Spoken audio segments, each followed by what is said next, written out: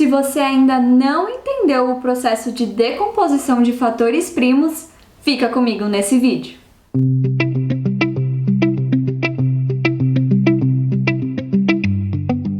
Eu sou a professora Larissa, sejam bem-vindos em mais um vídeo do meu canal. Se você ainda não é inscrito, se aproveita, se inscreve, habilita o sininho para você saber as novidades do canal aí, os novos conteúdos que estão sendo lançados. E também não esqueça de curtir e compartilhar com seus colegas, isso é muito importante. Bom, vamos lá. Decomposição em fatores primos. O que é isso? Um número composto, ele pode ser escrito de uma outra forma. Ele pode ser escrito na forma de uma multiplicação de números primos. Por isso, a palavra fatores. Quando eu tenho uma multiplicação de dois números, esses dois números que estão sendo multiplicados, eles têm o nome de fator. Não sei se você lembra quando você estava aprendendo multiplicação, o professor falava fator, fator, produto. Por quê? Os dois números que são multiplicados, os dois recebem o nome de fator e o resultado que é o tal produto. Acho também que você já ouviu a famosa frase, né? A ordem dos fatores não altera o produto. Ou seja, a ordem dos números na multiplicação, que são chamados de fatores, não altera o produto, que é o resultado, né? Então, fatores nada mais é do que isso. A decomposição é para ajudar com que, quando eu tenha um número grande, um número composto muito grande, para eu não ficar pensando nas multiplicações que dá certo. Vamos pensar com o algarismo 6, com o número 6. O número 6, se eu for pensar nas multiplicações, eu sei que o número 6 eu posso achar como resultado 6 vezes 1 e também 2 vezes 3 ou 3 vezes 2, tanto faz. Bom, se eu for pensar nessa multiplicação 6 vezes 1, 6 vezes 1, nem o 6 nem o 1 é primo. Então, ele não está escrito em fatores primos, mas o 2 vezes 3 é. Então, nesse caso, eu posso escrever o número 6, que é um número composto, como sendo 3 vezes 2, que são que são números primos, certo?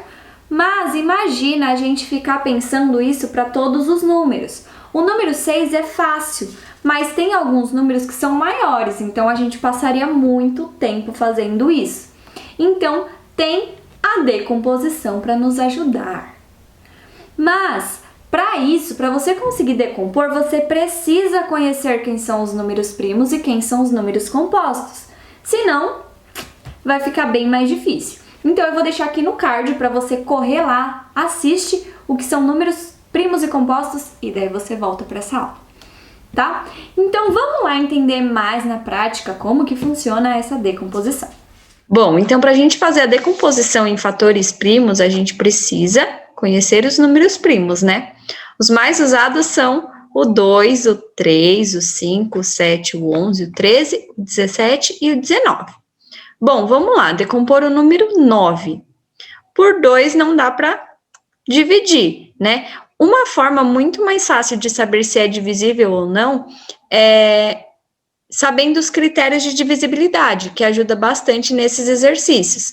Então, se você ainda não assistiu o vídeo sobre critérios de divisibilidade, eu vou deixar aqui no card para você assistir.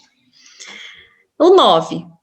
O 9 não dá para dividir por 2, porque não é par, por 3 dá. Vou dividir por 3, que dá 3. E agora, o 3 também dá para dividir por 3, né? Que dá 1. Então, o 9 decomposto é 3 vezes 3.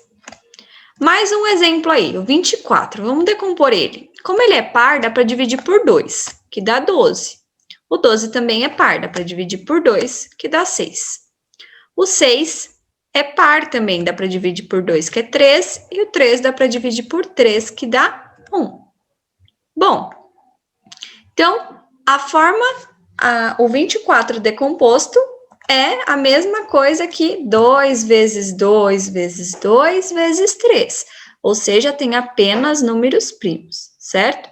Não precisa ser nessa ordem. Podia, por exemplo, trocar, começar dividindo por 3. não tem problema. Desde que seja fatores primos, tá tudo certo.